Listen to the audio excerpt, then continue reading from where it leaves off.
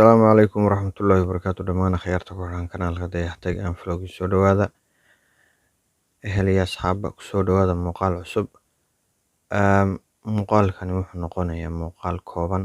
Waxaan kaga hadlaynaa hal arrin oo yar oo aad u kooban, taasoo ah sida aynu u isticmaalno baraha bulshada iyo waqtiga aynu ku qaadano. Gaar ahaan waxaynu eegaynaa caawa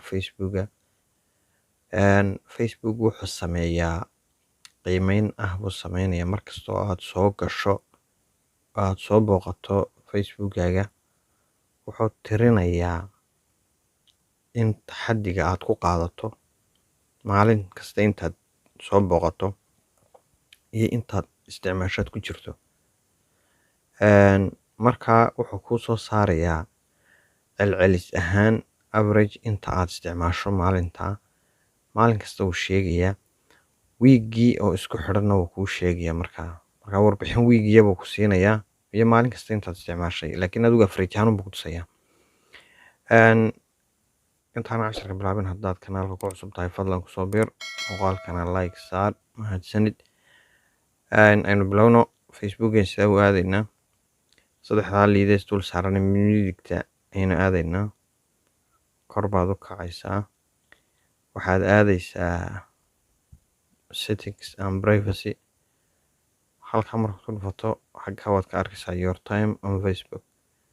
Markaad halkaa tiraahdo wuxuu kuu soo saarayaa maalmihii waad aragtaa wiigii. Xagga sare wuxuu kuu sheegayaa time per day. Halkaa wuxuu ii sheegayaa inaan anigu 23 minute aan isticmaalo. Markaa maalmihii gaarka warku halkaa tusayo waanay kala badan yihiin. Markaad aragto graafkan yare chartkan yare ka hor yaalla, waad kala arkaysaa siday kala badan yihiin. Markaa halkaa sare waa last week buu imika ii sheegayaa. waliba shalay baa aniga igu badnayd oo salaasadiya. Anigu ma garanayo de isagaa wata xisaabtiisa. Markaa waad laga yaabaa marmar inaad isku yari lowdo adigoo isla dee muuqaalka intaad yaro daawato muuqaal labaad kale. Haddaad dee dadkan siyaasadda ku qaatan iyo aflagaadooyinka dadka meelaha wax soo dhigayaad ahayn, yaa ciidanka shaqooyinka adag haya, qolyaha actually wax badan bay soo saarayaan. Casharku intaasoo ku saabsanaa. Waa idin salaamaya dhammaan akhyaarta kanaalka ku xidhan.